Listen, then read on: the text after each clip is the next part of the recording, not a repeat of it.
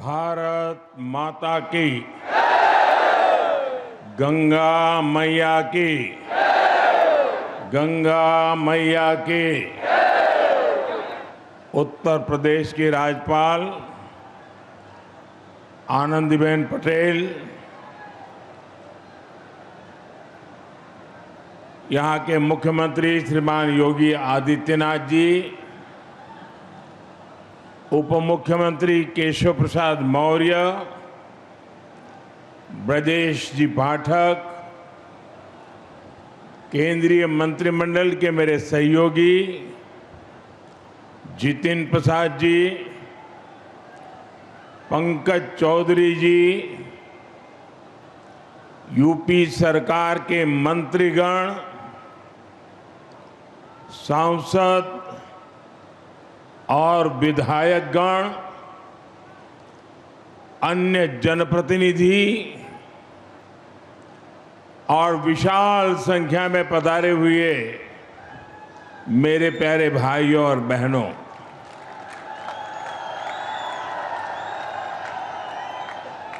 सर्वप्रथम मैं भगवान नरसिंह की इस पुण्य भूमि को प्रणाम करता हूं। यहां से कुछ किलोमीटर की दूरी पर मां गंगा कृपा बहाती हुई गुजरती है, इसलिए ये पूरा क्षेत्र ही तीर्थ से कम नहीं है।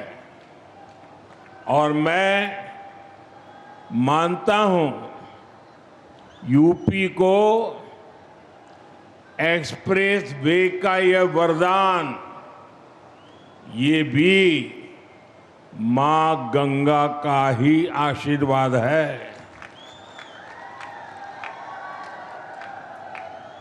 अब आप कुछ ही घंटों में संगम भी पहुंच सकते हैं और काशी में बाबा के दर्शन करके भी वापस आ सकते हैं। साथियों, जैसे मां गंगा हजारों वर्षों से यूपी की और इस देश की जीवन रेखा रही है, वैसे ही आधुनिक प्रगति के इस दौर में उनके समीप से गुजरता ये एक्सप्रेसवे, ये यूपी के विकास की नई लाइफलाइन बनेगा। ये भी अद्भुत संयोग है कि पिछले 4-5 दिनों में मैं मां गंगा के सानिध्य में ही रहा हूं। 24 अप्रैल को मैं जब बंगाल में था तो मां गंगा के दर्शन किए थे, और फिर कल तो मैं काशी में था। आज सुबह ही फिर बाबा विश्वनाथ, मां अन्नपूर्णा और मां गंगा के दर्शन करने का सौभाग्य मिला। और अब मां गंगा के नाम पर बने इस एक्सप्रेस वे के लोकार्पण का अवसर मिला है। मुझे खुशी है कि यूपी सरकार ने इस एक्सप्रेस वे का नाम मां गंगा के नाम पर रखा है। इसमें विकास का हमारा विजन भी झलकता है और हमारी विरासत के भी दर्शन होते हैं। मैं यूपी के करोड़ों लोगों को गंगा एक्सप्रेस वे की बधाई देता हूं।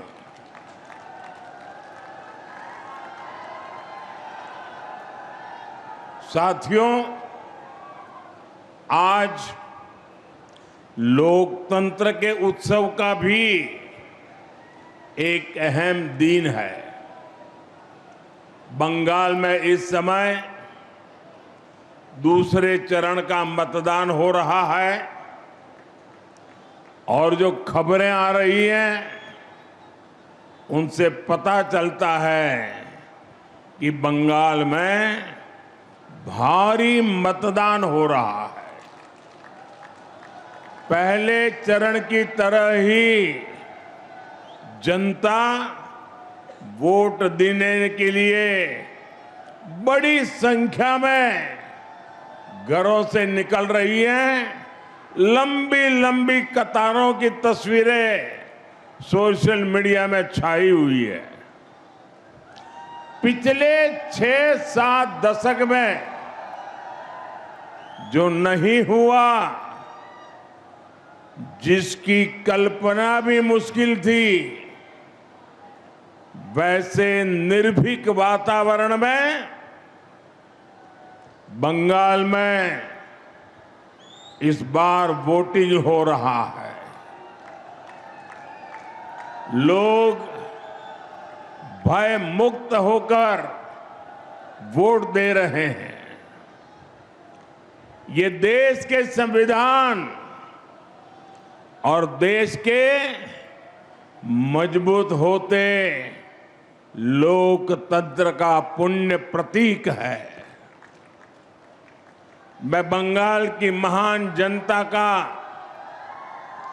आभार व्यक्त करता हूं कि वो अपने अधिकार के प्रति इतनी सजग है, बड़ी संख्या में वोटिंग कर रही है।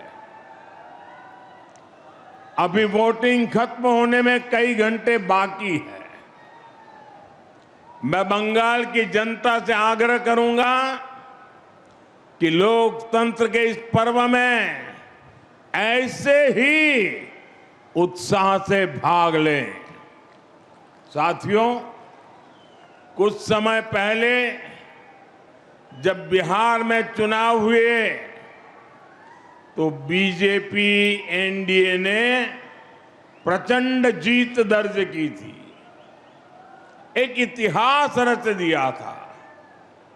अभी अभी कल ही गुजरात में महानगरपालिका, नगरपालिका, जिला पंचायतें, नगर पंचायतें, तहसील पंचायत, इन सब के चुनाव के नतीजे आए हैं। और आप मेरे उत्तर प्रदेश वासियों को खुशी होगी, 80 से 85% नगर पालिका और पंचायतों भाजपा ने जीत ली है।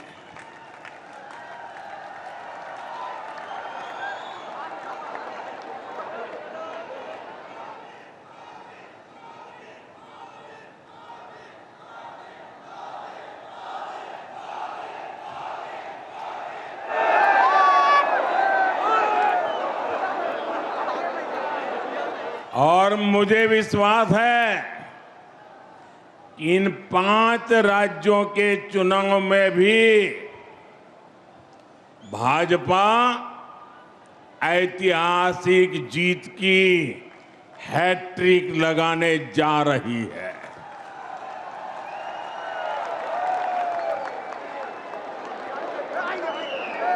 चार मई के नतीजे विकसित भारत के संकल्प को मजबूत करेंगे, देश के विकास की गति को नई ऊर्जा से भरेंगे। साथियों, देश के तेज विकास के लिए हमें तेजी से आधुनिक इंफ्रास्ट्रक्चर का भी निर्माण करना है। दिसंबर 2021 में गंगा एक्सप्रेसवे का शिलान्यास करने मैं शाहजहांपुर आया था। अभी 5 साल से भी कम समय हुआ है और आप देखिए देश के सबसे बड़े एक्सप्रेसवेज में शुमार यूपी का सबसे लंबा ग्रीन कॉरिडोर एक्सप्रेसवे ये 5 साल के भीतर भीतर बनकर तैयार हो गया है।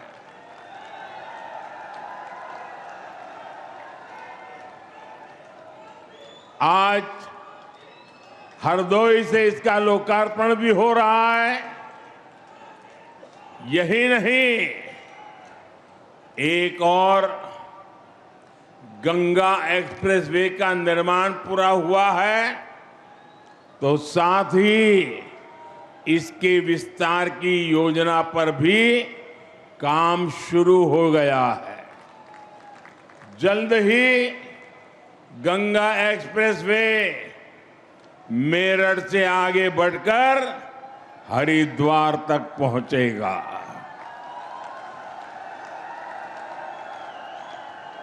इसके और बेहतर उपयोग के लिए फर्रुखाबाद लिंक एक्सप्रेसवे का निर्माण कर इसे अन्य एक्सप्रेसवे से भी जोड़ा जाएगा। ये है डबल इंजन सरकार का विजन। ये है भाजपा सरकार के काम करने की स्पीड। ये है भाजपा सरकार के काम का तरीका। भाइयों बहनों, कुछ ही दिन पहले मुझे दिल्ली देहरादून एक्सप्रेसवे के लोकार्पण का अवसर मिला था। तब मैंने कहा था कि नए बनते एक्सप्रेसवे विकसित होते भारत की हस्तरेखाएं हैं और ये आधुनिक हस्तरेखाएं आज भारत के उज्जवल भविष्य का जयघोष कर रही है। साथियों, अब वो दौर चला गया जब एक सड़क के लिए दशकों तक इंतजार करना पड़ता था। एक बार घोषणा हो गई तो वर्षों तक फाइलें चलती थी। चुनाव के लिए पत्थर लग जाता था। उसके बाद सरकारें आती रहती थी, जाती रहती थी, लेकिन काम का कुछ अता पता नहीं लगता था। कभी कभी तो पुराने फाइलें ढूंढने के लिए बड़े बड़े अफसरों को 2-2 साल तक मेहनत करनी पड़ती थी।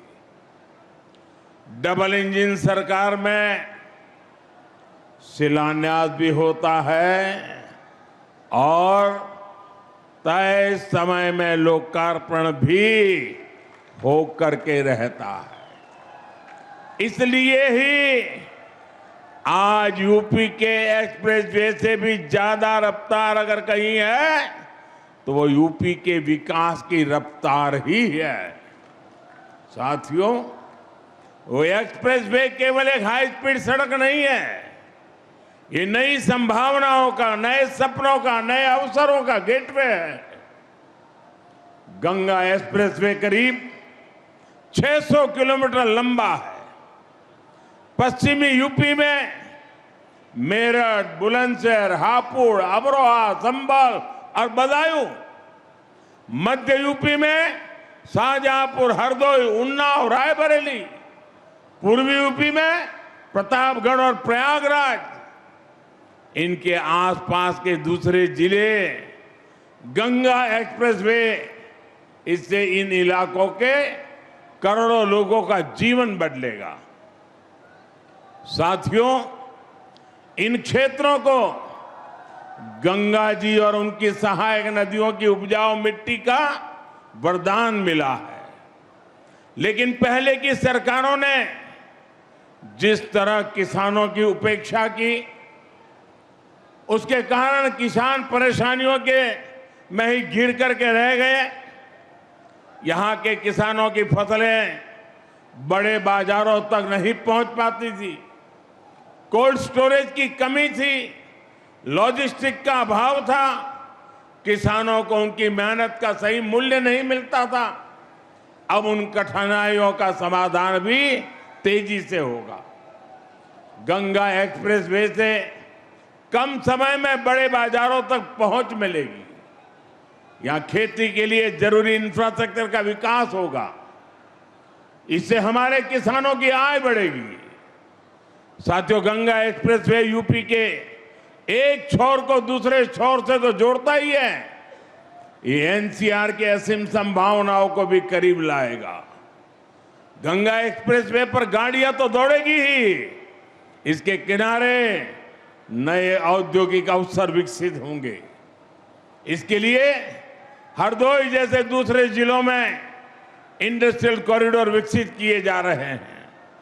इससे हरदोई, शाहजहांपुर, उन्नाव समेत सभी 12 जनपदों में नए उद्योग आएंगे। अलग अलग सेक्टर्स जैसे फार्मा, टेक्सटाइल आदि के क्लस्टर्स विकसित होंगे। युवाओं के लिए रोजगार के नए अवसर भी तैयार होंगे। साथियों, हमारे ये युवा मुद्रा योजना और ओडीओपी जैसी योजनाओं को उसकी ताकत से खुद भी नए नए कीर्तिमान गढ़ रहे हैं। यहां छोटे उद्योग, एमएसएमई को बढ़ावा मिल रहा है। बेहतर कनेक्टिविटी की सुविधा से उनके लिए भी नए रास्ते खुलेंगे। मेरठ की स्पोर्ट्स इंडस्ट्री, संभल का हैंडीक्राफ्ट, बुलंदशहर के सिरेमिक, हरदोई का हैंडलूम, उन्नाव का लेदर, प्रतापगढ़ के आंवला प्रोडक्ट्स, ये सब बड़े स्केल में देश दुनिया के मार्केट में पहुंचेंगे। लाखों परिवारों के इससे आमदनी बढ़ेगी। आप मुझे बताइए, क्या पुरानी सरकार में हरदोई, उन्नाव जैसे जिलों में इंडस्ट्रियल कॉरिडोर बनाने की कल्पना तक हो सकती थी क्या? हमारे हरदोई से भी एक्सप्रेसवे गुजरेगा। ये कोई सोच सकता था क्या कभी? ये काम केवल भाजपा सरकार में ही संभव है। साथियों, पहले यूपी को पिछड़ा और बीमारू प्रदेश कहा जाता था। वही उत्तर प्रदेश आज $1 ट्रिलियन की इकोनॉमी बनने के लिए आगे बढ़ रहा है। ये एक बहुत बड़ा लक्ष्य है, लेकिन इसके पीछे उतनी ही बड़ी तैयारी भी है, क्योंकि यूपी के पास इतनी असीम क्षमता है। देश की इतनी बड़ी युवा आबादी का पोटेंशियल यूपी के पास है। इस ताकत का इस्तेमाल हम यूपी को मैन्युफैक्चरिंग हब बनाने के लिए कर रहे हैं।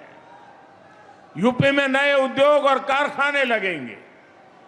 यहां जब बड़ी मात्रा में निवेश आएगा, तभी यहां आर्थिक प्रगति के दरवाजे खुलेंगे, युवाओं के लिए रोजगार के अवसर पैदा होंगे। भाइयों बहनों, इसी विजन को केंद्र में रखकर बीते वर्षों में लगातार काम हुआ है।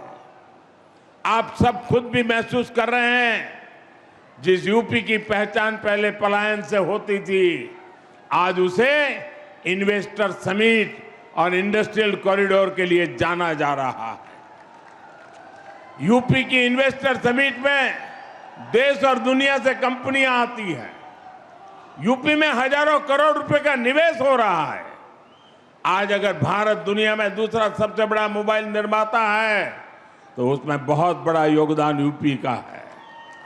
आज भारत जितने मोबाइल बना रहा है, उसमें आधे मोबाइल हमारे यूपी में बन रहे हैं। अभी कुछ ही हफ्ते पहले मैंने नोएडा में सेमीकंडक्टर प्लांट का शिलान्यास भी किया है। साथियों, आप सब जानते हैं एआई के इस दौर में सेमीकंडक्टर कितनी बड़ी फील्ड बनाती जा रही है। यूपी उसमें भी लीड लेने के लिए आगे बढ़ रहा है। भविष्य में असीम अवसरों वाला बहुत बड़ा क्षेत्र यूपी के लोगों के लिए खुल रहा है। साथियों, उत्तर प्रदेश का औद्योगिक विकास आज भारत की सामरिक ताकत भी बन रहा है। आज देश के 2 डिफेंस कॉरिडोर में से एक यूपी में है। बड़ी बड़ी डिफेंस कंपनियां यहां अपनी फैक्ट्री लगा रही है। ब्रह्मोस जैसी मिसाइलें जिनका लोहा दुनिया मानती है, आज वो यूपी में बन रही है। रक्षा उपकरणों के निर्माण में जो छोटे छोटे पार्ट चाहिए होते हैं, उनकी सप्लाई के लिए एमएसएमई को काम मिलता है। इसका बहुत बड़ा लाभ उत्तर प्रदेश के एमएसएमई सेक्टर को हो रहा है। छोटे छोटे जिलों में भी अब युवा बड़े बड़े उद्योगों से जुड़ने का सपना देख सकते हैं। साथियों, आज उत्तर प्रदेश इतनी तेज गति से विकास कर रहा है क्योंकि यूपी ने पुरानी सियासत को भी बदला है और नई पहचान भी बनाई है। आप याद करिए, एक समय यूपी की पहचान गड्ढों से होती थी। आज वही यूपी देश में सबसे ज्यादा एक्सप्रेस वेज वाला प्रदेश बन चुका है।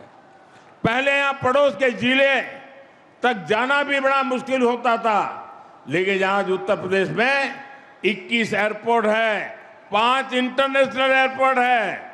अब तो नोएडा इंटरनेशनल एयरपोर्ट का उद्घाटन भी हो चुका है। गंगा एक्सप्रेसवे से नोएडा इंटरनेशनल एयरपोर्ट कुछ ही घंटों की दूरी पर है। भाइयों बहनों, हमारा उत्तर प्रदेश भगवान राम और भगवान कृष्ण की धरती है, लेकिन पिछली सरकारों ने प्रधानमंत्री नरेंद्र मोदी यूपी के माफियाओं पर फिल्में बनती थी, लेकिन अब यूपी की कानून व्यवस्था का देश भर में उदाहरण दिया जाता है। भाइयों बहनों, संसाधनों का बंदरबाट करने वाले जिन सपाहियों के हाथ से सत्ता गई है, उन्हें यूपी की ये प्रगति पसंद नहीं आ रही है। वो एक बार फिर यूपी को पुराने दौर में धकेलना चाहते हैं। वो एक बार फिर समाज को बांटना और तोड़ना चाहते हैं। साथियों, समाजवादी पार्टी विकास विरोधी भी है और नारी विरोधी भी है। अभी बीते दिनों देश ने एक बार फिर सपा और कांग्रेस जैसी पार्टियों का असली चेहरा देखा है। केंद्र की एनडीए सरकार संसद में नारी शक्ति वंदन संशोधन लेकर आई थी। अगर ये संशोधन पास हो जाता तो साल 2029 के चुनाव से ही महिलाओं को विधानसभा और लोकसभा में आरक्षण मिल जा। बड़ी संख्या में हमारी माताएं बहनें सांसद विधायक बनकर दिल्ली लखनऊ पहुंचती, वो भी किसी और वर्ग की सीटें कम हुए बिना। लेकिन सपा ने इस संशोधन बिल के खिलाफ वोट किया। साथियों, इस बिल से सभी राज्यों की सीटें भी बढ़ती है। हमने संसद में साफ साफ कहा था, सभी राज्यों की सीटें एक ही अनुपात में बढ़ेगी, लेकिन यूपी को गाली देकर पॉलिटिक्स करने वाली डीएमके जैसी पार्टियां, उन्हें इस बात पर आपत्ति थी कि यूपी की सीटें क्यों बढ़ेगी। आप देखिए, समाजवादी पार्टी संसद में उन्हीं के सुर में सुर मिला रही थी। ये सपा वाले यहां से आपके वोट लेकर संसद जाते हैं और संसद में यूपी के लोगों को गाली देने वालों के साथ खड़े हो जाते हैं। इसलिए यूपी के लोग कहते हैं, समाजवादी पार्टी कभी सुधर नहीं सकती है। ये लोग हमेशा महिला विरोधी राजनीति ही कर रहेंगे। ये हमेशा तुष्टिकरण और अपराधियों के साथ खड़े रहेंगे। सपा कभी भी परिवारवाद और जातिवाद से ऊपर उठ नहीं सकती। ये लोग हमेशा विकास विरोधी राजनीति करेंगे। यूपी को सपा और उसके सहयोगियों से सावधान रहना है। साथियों, आज देश एक ही संकल्प लेकर आगे बढ़ रहा है, विकसित भारत का संकल्प। इस संकल्प को पूरा करने में उत्तर प्रदेश की बहुत बड़ी भूमिका है। आप सब देख रहे हैं, आज पूरी दुनिया कैसे युद्ध, अशांति और अस्थिरता में फंसी हुई है। दुनिया के बड़े बड़े देशों में हालत खराब है, लेकिन भारत विकास के रास्ते पर उसी रफ्तार से आगे बढ़ रहा है। बाहर के दुश्मनों को यह पसंद नहीं आ रहा। भीतर बैठे कुछ लोग भी सत्ता की भूख में भारत को नीचा दिखाने की कोशिश में लगे हैं। फिर भी हम न केवल सुरक्षित है, बल्कि विकास के नए नए कीर्तिमान भी गढ़ रहे हैं। हम आत्मनिर्भर भारत का अभियान को आगे बढ़ा रहे हैं। हम आधुनिक से आधुनिक इंफ्रास्ट्रक्चर का निर्माण कर रहे हैं। गंगा एक्सप्रेसवे इसी दिशा में एक और मजबूत कदम है। मुझे विश्वास है गंगा एक्सप्रेसवे जिन संभावनाओं को हमारे दरवाजे तक लेकर आएगा, यूपी के लोग अपने परिश्रम और अपनी प्रतिभा से उन्हें साकार करके रहेंगे। इसी संकल्प के साथ आप सभी को एक बार बहुत बहुत बधाई, बहुत बहुत धन्यवाद। भारत माता की, भारत माता की। वंदे वंदे वंदे वंदे वंदे। बहुत बहुत धन्यवाद।